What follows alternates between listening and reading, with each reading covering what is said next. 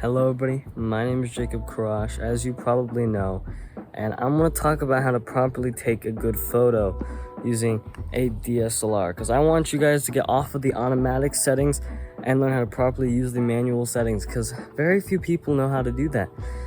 Most people just stick with automatic and think, I can just fix it in post. No, and also very few people actually even attempt to fix it in post. I want to teach you guys this now, so you don't have to go through the horrible process of trial and error like I did, because it didn't go very well for me at first. So I'm in my pretty disgusting backyard. It's not very exciting back here.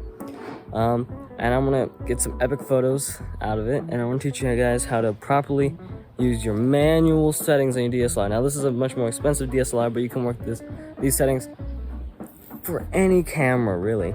I used to be running on a Canon Rebel T3, and I was able to get some pretty incredible images out of that thing. It's just I needed to know what I was doing. And it took me a long time to figure out a good system that worked for me. And you will also kind of have to play around with things to get the look that you want and that you're going for. Me, I like more of a moody tone for my Instagram and for my socials. But when I do work for my school, I tend to have a more vibrant, more colorful tone, because that just brings in more joy and more excitement, and that just tends to work better. So I will show you the basics of just going straight out of the camera, the files I use, and also I'll show you how to edit the photos if you really want to do that. Because even for my school, I do slight adjustments in Adobe Lightroom to really get a better look. Now what you can do, if you don't have the Adobe Creative Cloud that I do, because I have a student subscription, is you can download Lightroom Mobile, which is completely free, and you can do all the things that I'm doing by just offloading your photos onto your phone and then editing them through your phone and uploading them to wherever you want. So I'll also show you how to do that stuff through Lightroom Mobile. And I'm using the iPhone SE right now to record this, because I normally use this to record. But let's just get right into it. Okay, so I'm currently using the Nikon D4. I am more of a Canon man myself, but you gotta use what you gotta use. But most people have a dial that's like here, very similar to this.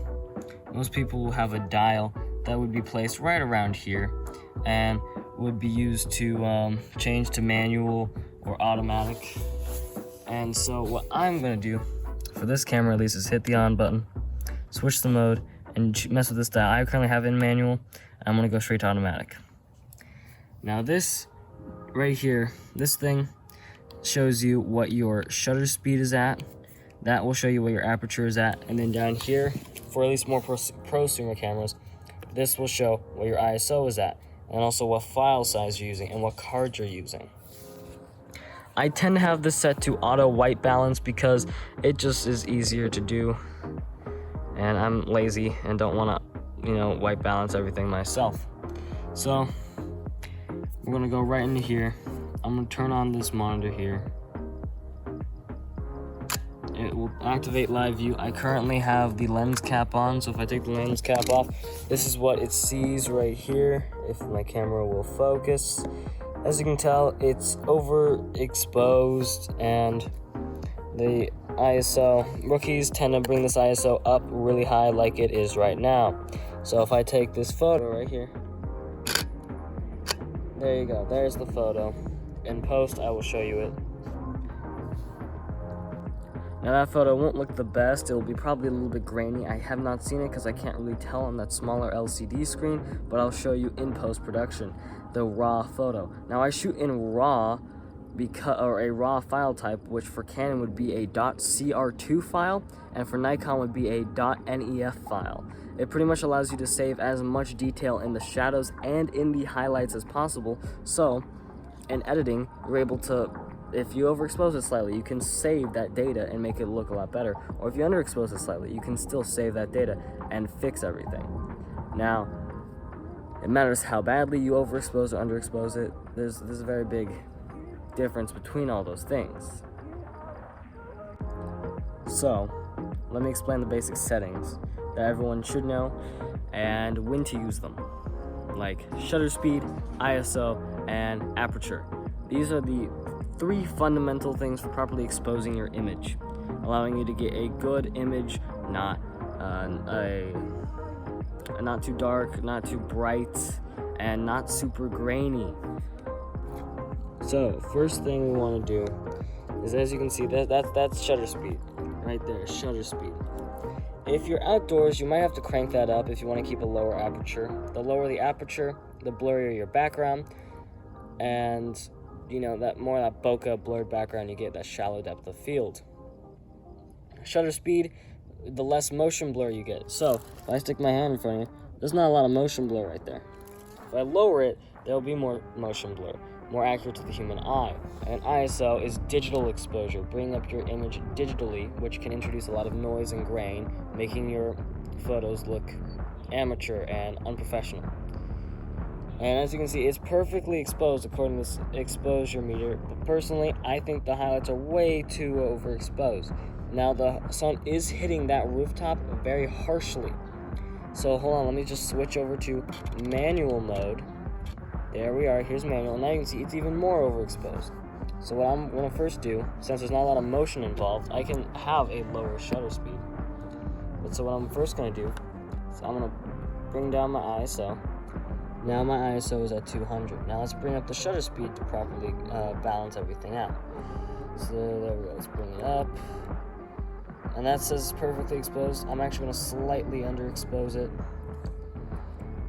because if I completely underexpose it, then I'm exposing for the highlights, and if I completely overexpose it, I'm exposing for the shadows. So what I'm going to do is I'm going to slightly underexpose it right about there, so I can say both. Take a quick snapshot, and that should look better automatically. Now, what I would probably want to do is go into post-production, try to save those highlights as much as possible, and try to save the shadows as much as possible. That's why I like editing, because sometimes straight out of the camera you cannot get the best possible quality. And so that's kind of why I do a lot of... As you can tell, like, the highlights are overexposed here on my video because it's an iPhone. It can't really handle low or like a bunch of dynamic range. It doesn't really have a lot of dynamic range. Now, if you're doing sports photography, I suggest setting your shutter speed up to like 1,000 to 4,000 and bringing your aperture down as low as possible. I would suggest buying a lens that has at least an f-stop of 2.0. This lens only has an f-stop of 2.8, but I do have another one that does have an f-stop of 1.4, which can give a serious blurry background and is perfect for sports photography. Then, another thing is ISO. You might have to crank that ISO up a little bit. It matters what camera range it is. Each camera is very different on its base ISO, like the Canon Rebel T3 that I was running on has a base ISO of 100, which is the lowest it can go. Pretty much, your ISO range before it gets grainy tends to be before 1,000, no matter what camera you have. Like the Canon Rebel T3, once I got to about 1,600 ISO, grain was really introduced and started to ruin the footage. And so that's why I would keep the, I would try to take photos in between the ISO of 100 and 1,250 on the Canon Rebel T3.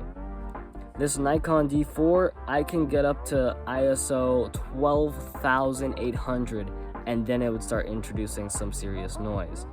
But it would still be usable with ISO 12,800, and it was really surprising how well this thing could handle low light like that. Now, like a Canon, let's say the Canon Rebel T6i, the ISO range is about the same as the T3.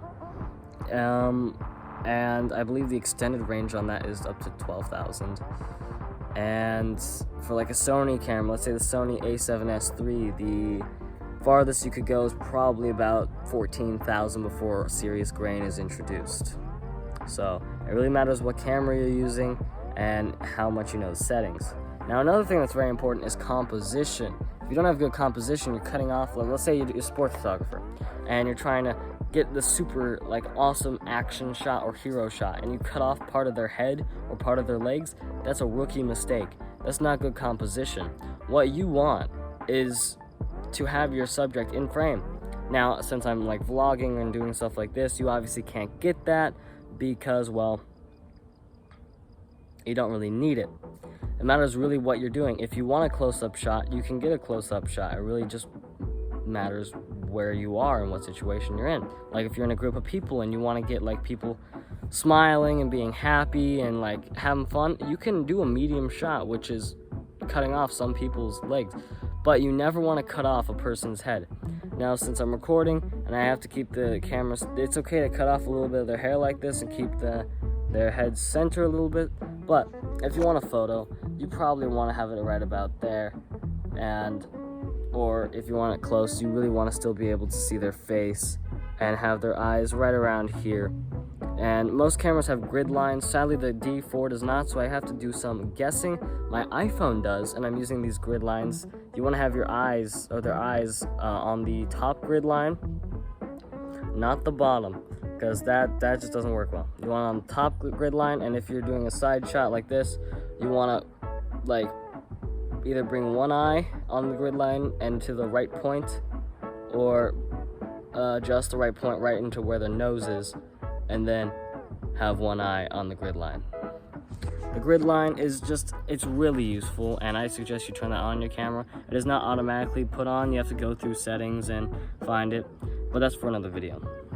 But anyway, that's just me explaining the basics of manual and composition. So thank you guys for watching. I hope you enjoyed this video, and I'll see you guys in the next one.